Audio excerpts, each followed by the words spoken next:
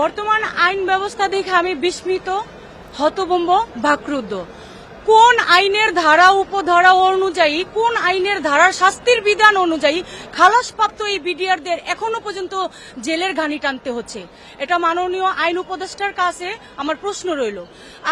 আপনি তো আইনের চাবি কাঠি সব জানেন, তাহলে আপনি কেন, আমরা ফ্যাসিস্ট সরকার বিতাড়িত হওয়ার পরও কেন আমরা লিগেল বিচার পাচ্ছি না?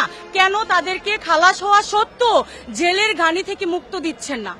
কোন কারণে তাদের এই কষ্টদায়ক জীবন 16 বছর পরও এখনো কেন তারা স্বাধীনতার মুক্ত আকাশ দেখতে পারছে না? এই পরিবারগুলো হতদরিদ্র পরিবার, বিভিন্ন থেকে ডিস্ট্রিক্ট থেকে কত কষ্ট করে শুনানিতে আসে, সেই শুনানিতে আপনাদের পিপি নিয়োগ হয় না, আপনাদের আদেশ হয় না। কেন হয় না? এটা তো একটা দৃষ্টান্তমূলক একটা হলো পরিকল্পিত হত্যা। এটা তো আপনারা আমরা সবাই জানি, তাহলে কেন আমরা চুপ? আমরা এখন যেই প্রসেসিং এ আসি, আমরা তো সেই ফ্যাসিস্ট সরকারের কালে আমরা যেভাবে ছিলাম এখনো সেভাবে। তাহলে পরিবর্তনটা আমরা কোথায় দেখলাম সেটা আপনারা আমাদের বলে দেন।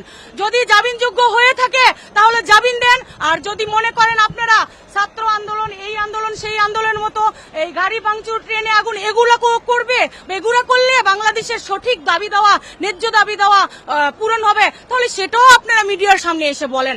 আর যদি সেটা না হয় তাহলে নাটকীয় অবস্থান রেখে, পূর্বের যেই অবস্থানে আমরা ভুক্তভোগী সেগুলা রেখে এখন আপনারা এটা সঠিক বিচারের মাধ্যমে আপনারা খালাসপ্রাপ্ত যারা আছে তাদেরকে অন্তত জেলের তালাটা খুলে দেন। এইটুকু আপনাদের কাছে আমরা সাধারণ জনগণ হিসাবে বিডিআর এর পরিবারের পক্ষ থেকে আমরা অনুরোধ জানাচ্ছি।